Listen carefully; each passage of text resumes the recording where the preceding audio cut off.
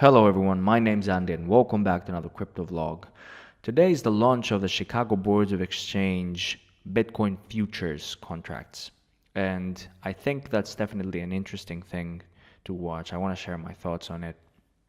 It opens a door to institutional players and big money players to come in and bet against the Bitcoin price.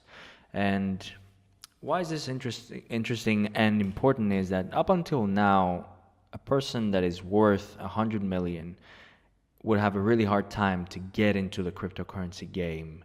And that's because a lot of exchanges, they have limits and it's just not worth their time putting in thousands and thousands, every day because they don't care about the thousands if they're worth millions. So with this move, they can now more effectively get in with large amounts of money. And I think that's definitely going to bring some liquidity in the game and maybe in the long term benefit everyone from it. There is some concern about it for price manipulation and whatnot, but I think this can work in reverse as well because yes, they're coming in with that money, but the futures contracts are not buying or selling any Bitcoin. They're cash settled.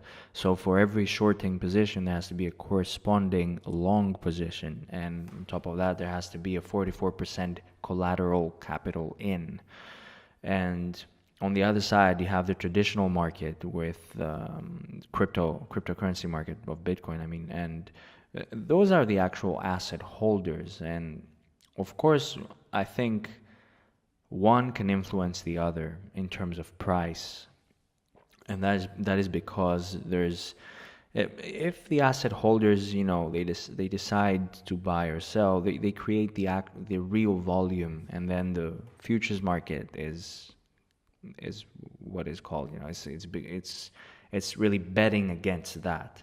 So unless there's a big difference in these two, I think there can be some exchange of manipulation or power, definitely.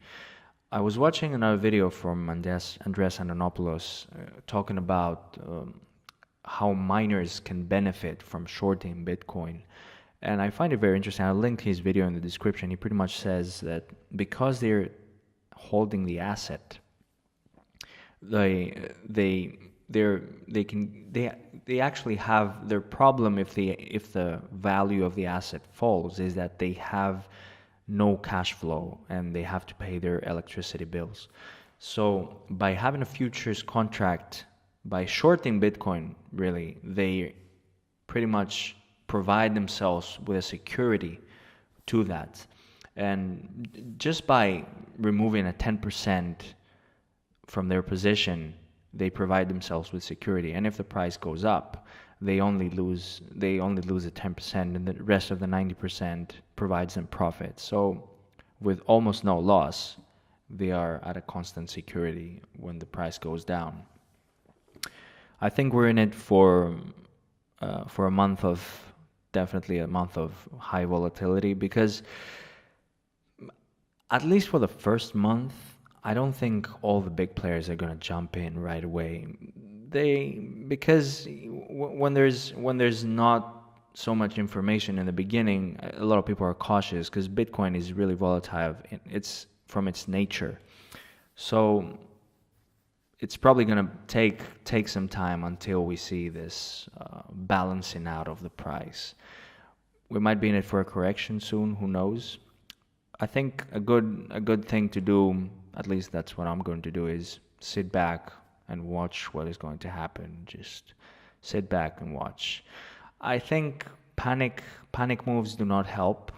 If you see the price dropping dramatically, don't panic, because that's, as we said before, it's the volatility is going to be very high. So taking emotion out of the decisions is always a good thing to do, because a day can seem like an eternity in this cryptocurrency market. And I think we ought to think forward, to think, is this going to happen in 2 months? If the price goes really down, what is going to be in 2 months or in 3 months or in 4 months from now? Yeah, trading daily is not a good thing, I believe, because it provides with emotional reactions a lot of times. Definitely not, those are not needed. That's been it for today. Thank you very much for watching. If you like this video, please subscribe, and I'll see you tomorrow.